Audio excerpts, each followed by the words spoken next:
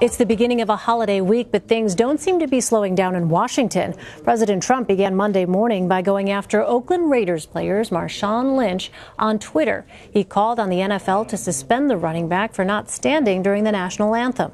Later, Mr. Trump announced that his administration is putting North Korea back on the list of state sponsors of terrorism. This announcement happened during his first cabinet meeting since returning from his 12-day trip to Asia. Federal Reserve Chair Janet Yellen said she will leave the bank's board after Jerome Powell replaces her as chairman. A second woman came forward accusing Minnesota Democratic Senator Al Franken of sexual harassment. And the White House repeated its call for the people of Alabama to decide who they want their next senator to be when asked about allegations against Republican Roy Moore.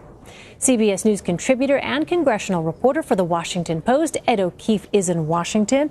All right, so Ed, let's start with North Korea. How are lawmakers reacting to this news? Do they support the president's move? There seems to be bipartisan agreement in this decision. I think there's an understanding at this point that they're at a point with North Korea where this makes sense. Obviously, there are others who are concerned that this could be a step too far and could provoke the North Koreans. But for the most part, an understanding that this was coming, given how the North Koreans have been behaving in recent years. Well, when asked again about Alabama Senate nominee Roy Moore on Monday, White House Press Secretary Sarah Huckabee Sanders said that the president wants people in the Senate who support his agenda. Are other Republicans confident that Moore would vote with the president or the party if elected? No, not necessarily. I mean, if anything, he's probably more loyal to President Trump than he is to Mitch McConnell. And while some may not think that's a difference, there is a distinction between the two. If the president's pushing for something that runs counter to what Mitch McConnell would like, and that has happened in the past, you could expect that perhaps Moore would be on the president's side. But remember, the president didn't endorse Roy Moore during the Republican primary in this race. He went with the incumbent Luther Strange, who has since lost. And the president, of course, hasn't weighed in, at least not on camera, regarding Roy Moore.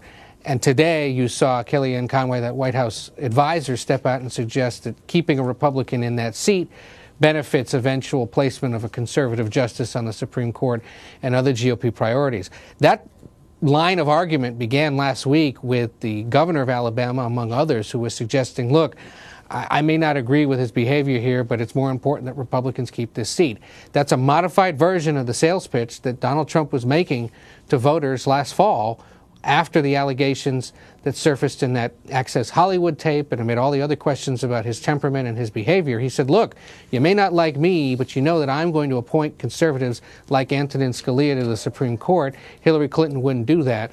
It appears that worked when 1 in 5 voters showed up at the polls on Election Day and said the Supreme Court was a top concern. So it may be here that Republicans realize in Alabama now, and word may have gotten to the White House, that it makes more sense to make that kind of an argument in hopes of drawing out Republican base voters to support Moore in the special election next month. Meanwhile, Ed, another woman has come forward accusing Minnesota Democratic Senator Al Franken of sexual misconduct. This time the accusation is from when he was a sitting senator. How could this factor into a potential ethics committee investigation into Franken's conduct? This is exactly what the ethics committee will be looking for. Allegations from people since he took office, plus potentially a review of what he did before he was in office. But it's certainly the allegations since he took public office that will be more of the focus. Look, the Post hasn't verified this. I don't know if CBS has either, but it is a pretty detailed description from the 2010 Minnesota State Fair when this accuser says that she met the senator, they posed for a photo, and he apparently grabbed her rear end, frankly, in an inappropriate way. And, you know, he issued a statement where he didn't necessarily deny it, but said that he didn't recall it because he's taken tens of thousands of photos with people. And I'll say this, Elaine, it's growing a little curious to some of us here in Washington, and I suspect to his constituents back in Minnesota, that the senator hasn't been seen in public since these allegations were made last Thursday. You'll recall they came on Thursday morning. There were votes scheduled at noon that day in the Capitol. He did not show up to vote. He then snuck out of his office on Capitol Hill that night and has been holed up, we understand, at his daughter's home here in Washington ever since. I went by there today. I knocked on the door, and the daughter answered, and she said that she wouldn't be answering any questions, wouldn't say whether her father is there. But our hardworking colleagues who have been staking out the house Producers for the various television networks say that they've seen staffers come and go and believe that he's inside. Why he hasn't come forward to discuss this publicly, why he hasn't been seen, I think allows the questions to linger here and raise the possibility that more is coming. Now, same time, talked to Democrats today who said, look, as long as he consents to this ethics committee investigation and something far more serious doesn't surface, they don't see any reason for him to resign. But two progressive organizations, a group called Credo Mobile, who has about 5 million followers across the country, and the Indivisible movement, which has grown in popularity among liberals across the country, today both agreed that he should resign given the most recent allegations.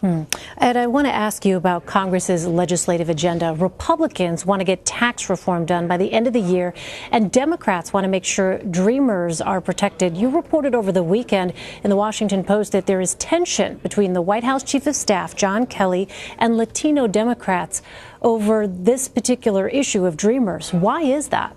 Well, remember, John Kelly until July was the Homeland Security Secretary, and over the course of the few months he was in office, met several times with Democrats behind closed doors to discuss how the administration was going to more aggressively enforce immigration policy, which meant rounding up undocumented immigrants and deporting them and essentially not giving certain individuals a pass where the Trump administration believes previous administrations may have done so. They were heated meetings, and they involved Kelly coming face-to-face with the Congressional Hispanic Caucus to discuss these concerns.